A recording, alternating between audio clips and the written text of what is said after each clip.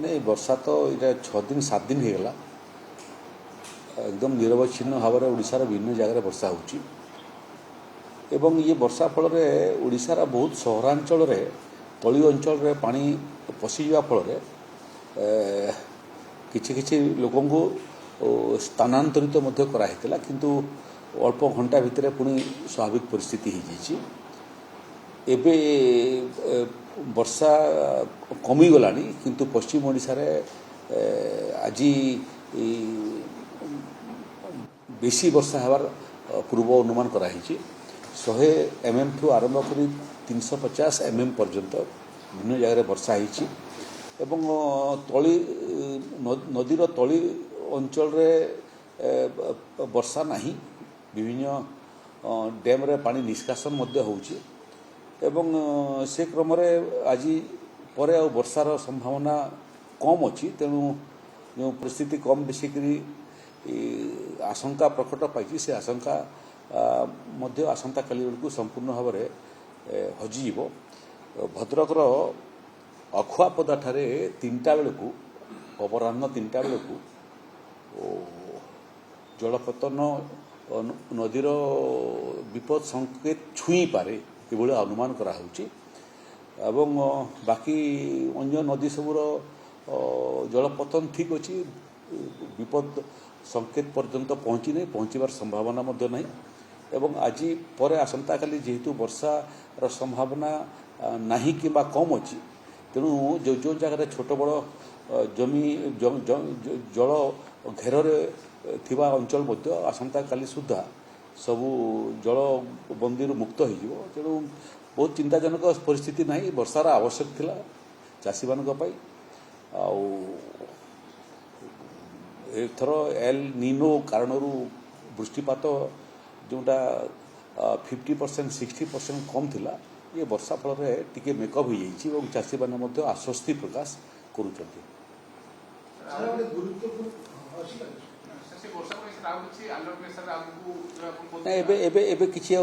आज शेष तारीख वर्षा हबार एवं आज वर्षा मध्य उपकूल ओडिशा रे एवं दक्षिण ओडिशा रे बहुत कम हम पश्चिम ओडिशा रे बरगढ़ बलांगीर संबलपुर अंचल रे आज मध्य वर्षा जारी रहिबार पूर्व अनुमान कराई आसंता काली बेलू वर्षा रो परिमाण बहुत कमी हो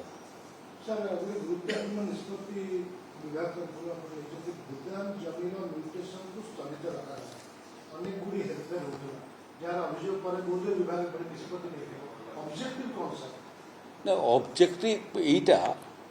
जे विनोबा भावेंकर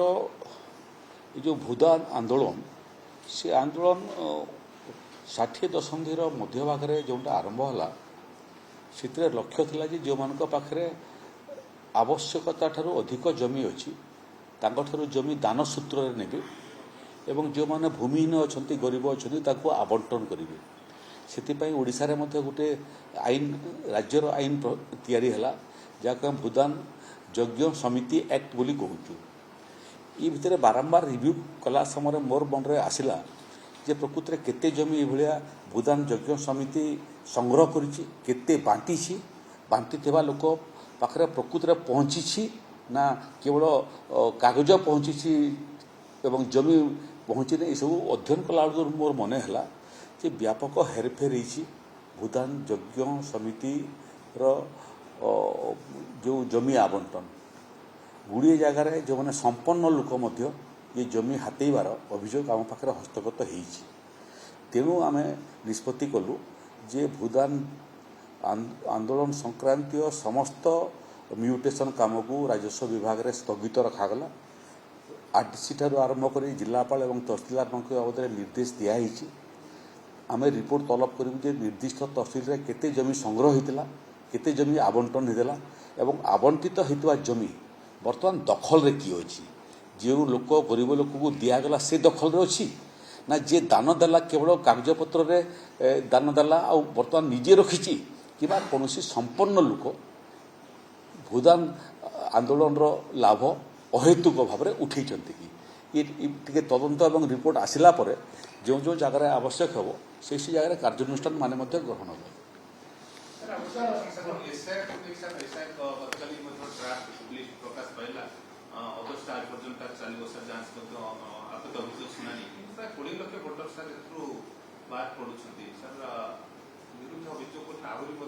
ନା ଏବେ ପୁଣି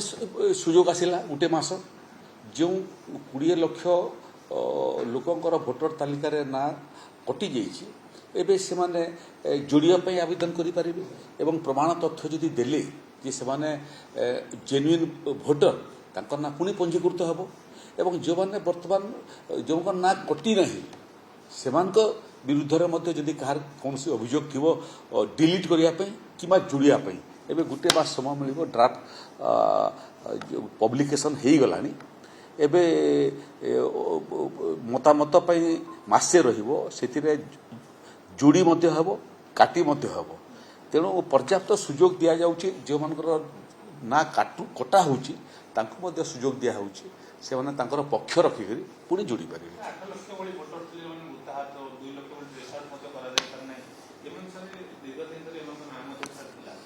ଦୁଇଟା ଜାଗାରେ ବି ଥିଲା। ଏକ ତ ମୃତ ଲୋକଙ୍କର ନାଁ ମଧ୍ୟ ଥିଲା ଯେଉଁମାନେ ବହୁତ ଦିନ ହେଲା ଆଉ ଇହଧାମରେ ନାହାନ୍ତି। ବହୁତ ଲୋକ ଏଠିକି ଆସନ୍ତି ଯେଉଁମାନେ ଚାକିରି କରିବା ପାଇଁ ଆସନ୍ତି ସରକାରୀ ହେଉ କି ଅର୍ଦ୍ଧ ସରକାରୀ ହେଉ 30 ବର୍ଷ ଚାକିରି କଲାବେଳକୁ ଭୋଟର ତାଲିକା ଏଠି ଚଢ଼ି ଯାଉଛି ରିଟାୟାରମେଣ୍ଟ ଘରରେ ପୁଣି ପଳେଇ ଯାଉଛନ୍ତି କିନ୍ତୁ ନାଁଟା କଟୁ ନାହିଁ। ତୃତୀୟ ହେଲା ଯେ ଏକାଧିକ ଜାଗାରେ ମଧ୍ୟ ସେମାନଙ୍କର ଭୋଟର ତାଲିକାରେ ନାଁ ଥାଏ। ତ ଏସବୁ ପାଇଁ ହିଁ SIR ଏବଂ ମୂଳତଃ ଯେଉଁମାନେ ଦେଶ ବାହାରୁ ଆସୁଛନ୍ତି ମୁଖ୍ୟତଃ ବାଂଲାଦେଶରୁ ଆସୁଛନ୍ତି ସେମାନେ ଆସୁଛନ୍ତି ଦାରିଦ୍ର୍ୟ କାରଣରୁ ଏବଂ ଏଠି ସେମାନେ କଳକୌଶଳ ବ୍ୟବହାର କରିକରି ରେସନ କାର୍ଡ଼ରେ ମଧ୍ୟ ରେସନ କାର୍ଡ଼ ପାଇଯାଉଛନ୍ତି ଆଧାର କାର୍ଡ଼ ବନେଇ ଦେଉଛନ୍ତି ଭୋଟର ତାଲିକା ବନେଇ ଦେଉଛନ୍ତି ସେମାନଙ୍କର ଭୋଟ ଦେବାର ଅଧିକାର ନାହିଁ। ନାଗରିକତ୍ୱ ଯାହାର ଭାରତୀୟ ନାଗରିକତ୍ୱ ନାହିଁ ତାର ଭାରତବର୍ଷରେ ଭୋଟ ଦେବାର ଅଧିକାର ନାହିଁ। ସେଟା ହିଁ SIRର ଲକ୍ଷ୍ୟ ଏବଂ ମୋତେ ଲାଗୁଛି ଓଡ଼ିଶାରେ ସେ କ୍ରମରେ ବେଶୀ ନାଁ କଟି ନାହିଁ। 20 ଲକ୍ଷ ଯେଉଁଟା ପ୍ରାଥମିକ ପର୍ଯ୍ୟାୟରେ କଟିଛି ସେଟା ଫାଇନାଲ ହିୟରିଂ ଗୋଟେ ମାସ ଚାଲିଲା ପରେ ଜଣାପଡ଼ିବ ଯେ ପ୍ରାକ୍ଟିକାଲି 20 ଲକ୍ଷ କଟିବ ନା 20 ଲକ୍ଷରୁ ଅଧିକ କଟିବ ନା 20 ଲକ୍ଷରୁ କମ୍ କଟିବ।